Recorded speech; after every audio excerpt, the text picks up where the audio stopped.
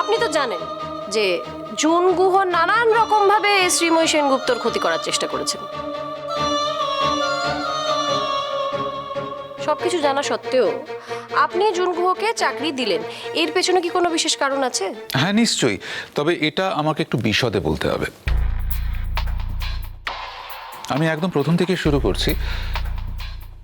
তখন জুন গুহ তার প্রথম হাজবেন্ডের সাথেই ছিলেন এবং শ্রীময়ী সেনগুপ্তরও তখন অনিন্দ্য সেনগুপ্তর সাথে বিবাহ বিচ্ছেদ হয়নি।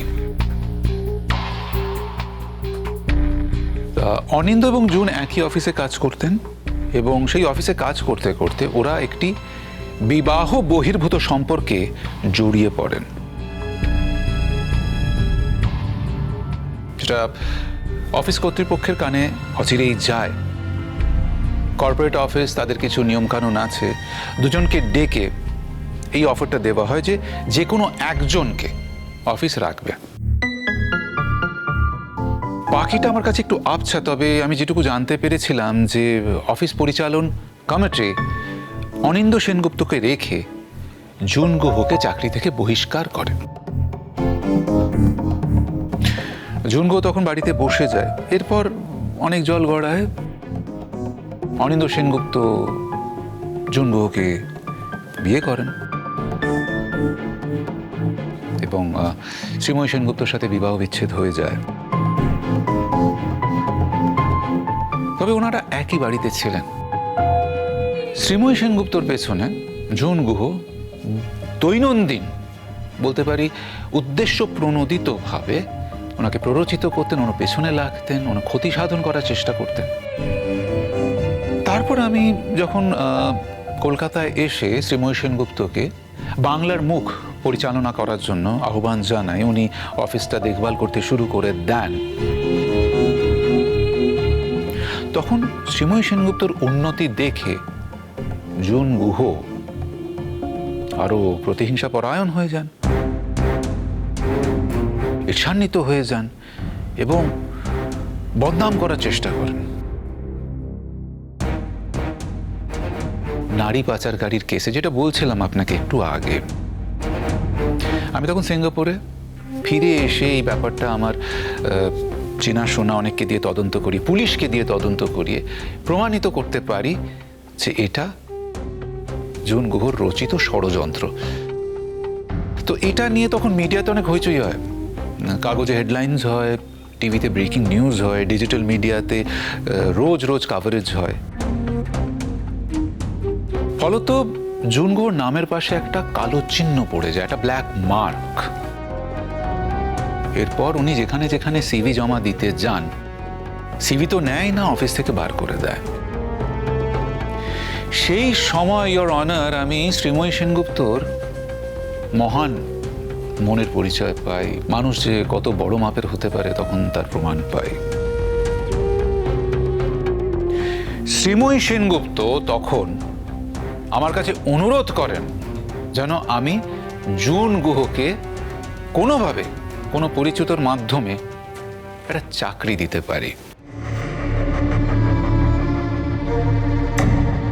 আমিও তখন ভাবলাম যে হয়তো চাকরি দিলে পরে এই যে রোজ দৈনন্দিন যে অসভ্যতাটা করছে সেটা থেকে নিজে মুক্ত হবে, অন্যকে মুক্ত রাখতে পারবে। তো সেটা ভেবেই আমি একটা চাকরির চেষ্টা করি এবং আমার বন্ধুকে ধরে, আমার সোর্সকে ধরে ওনাকে একটা চাকরি দিই। অবজেকশন ইওর অনার, অসভ্যতা বলতে আপনি ঠিক কি বলতে চাইছেন? অসভ্যতা বলতে অশোভন, অর্থাৎ যা শোভন নয়, অর্থাৎ যে মানুষ সভ্য তারা এই কাজগুলো করবে না। অবশ্য জুন গুহ, ইওর অনার, যেগুলো করেছিলেন সেটা শুধুমাত্র অসভ্যতা নয়, বর্বরতাও বটে। ইওর অনার, আমি আমার বিপক্ষীয় বন্ধুকে জানিয়ে রাখতে চাই যে আপনি যাই করুন না কেন, আপনি কোনোভাবেই এই মুহূর্তে আমাকে প্রশ্ন করা থেকে বিরত করতে পারবেন না। কাজে আপনার চেষ্টা বৃথা। তাও আপনাকে বলছি, আপনার মনে যদি কোনো প্রশ্ন জাগে আপনি সেগুলো নোট করে রাখুন। পরবর্তীকালে যখন আপনি সুযোগ পাবেন তখন আপনি রোহিত সেনের কাছ থেকে উত্তরগুলি আদায় করে নেবেন, ঠিক আছে? হ্যাঁ রোহিতবাবু, আপনি বলুন, আপনি শ্রীময়ী সেনগুপ্তর অনুরোধে জুন গুহকে চাকরি দিলেন? আমার এক বন্ধুর অফিসে ওকে রিকোয়েস্ট করে ওনাকে একটা চাকরি করিয়ে দিই।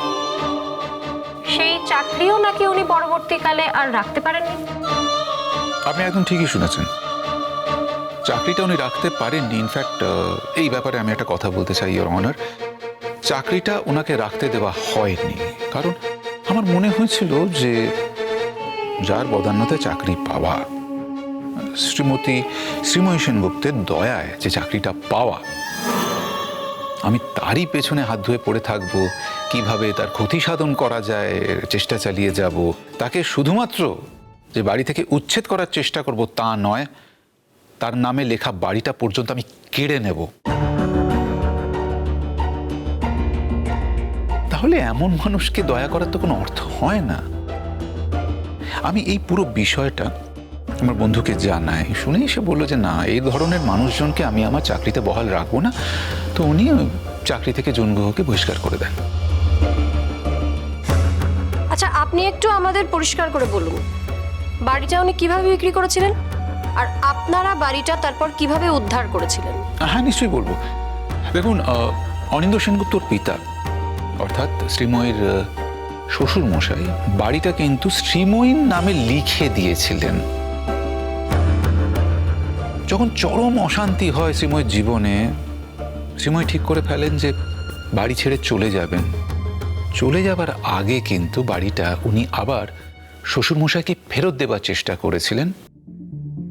শ্বশুরমশাই ফেরত নিতে অস্বীকার করেন, তাই উনি, যিনি নেক্সট সিনিয়র ছিলেন অর্থাৎ ওনার শাশুড়ি মা পত্রলেখা দেবী, তার নামে বাড়িটা করে দিয়ে যান। বাড়ি ছেড়ে উনি কোথায় গিয়েছিলেন?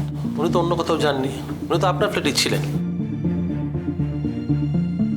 ইওর অনার, আমি যদি আমার কোনো ফাঁকা বাড়ি বা ফ্ল্যাট আমার কোনো বন্ধুকে থাকতে দিই বা ভাড়া দিই, সেটা কি আইনত অপরাধ? আমি তো এরকম কিছু শুনিনি। আমার বাড়ি, আমার বন্ধু তার পরিবার সহ থাকতে চাইছে, কেন তাকে দেবো না বলতে পারেন? তাকে থাকতে দিয়েছি। আপনি কি বাড়ি ভাড়া নিয়েছিলেন তার জন্য? দেখুন, আমি ভাড়া নিয়ে বা না নিয়ে কোনো বন্ধুকে থাকতে দিতে পারি কি পারি না, সেরকম তো কোনো আইন নেই। আছে কি? থাকলে আমার অন্তত জানা নেই। ভাড়া নিলেও এটা আমার ব্যক্তিগত ব্যাপার, ভাড়া না নিলেও এটা আমার ব্যক্তিগত ব্যাপার। এই প্রশ্নটা কি আপনি আমাকে করতে পারেন?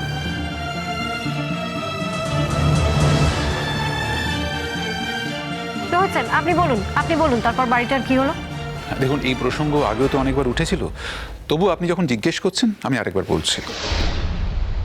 দেখুন, এই বাড়িটা যখন জুন গুহর নামে হয়ে যায়, জুন গুহ খুব চুপি চুপি মার্কেটে এই বাড়িটা বিক্রি করতে চায়। তো ভাগ্যচক্রে আমারই এক বন্ধু, আমার সহপাঠী, যিনি লিগ্যাল প্রফেশনের সাথে যুক্ত, তার কাছে উনি যান বাড়িটা বিক্রি করতে। সামহাউ ওটা আমরা জানতে পারি। জানার পর পরিবারের লোকজন খুব মুষড়ে পড়ে। তখন আমি ডিসাইড করি, আমার কাছে কিছু ফান্ডস ছিল, ডিসাইড করি যে আমি শ্রীময়ীকে একটা 0 ইন্টারেস্ট লোন দেব। তো বাড়িটা কেনা হয়।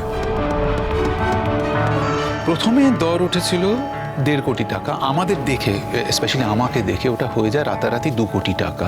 এবং সেই টাকাটা আমরা দিতে বাধ্য হই because of sentimental reasons, your honour. কারণ ওই যেটা বললাম, এটা তো আমরা শুধুমাত্র একটা ইনভেস্টমেন্ট হিসেবে দেখছি না, এটা একটা বলতে পারেন ইমোশনাল ইনভেস্টমেন্ট।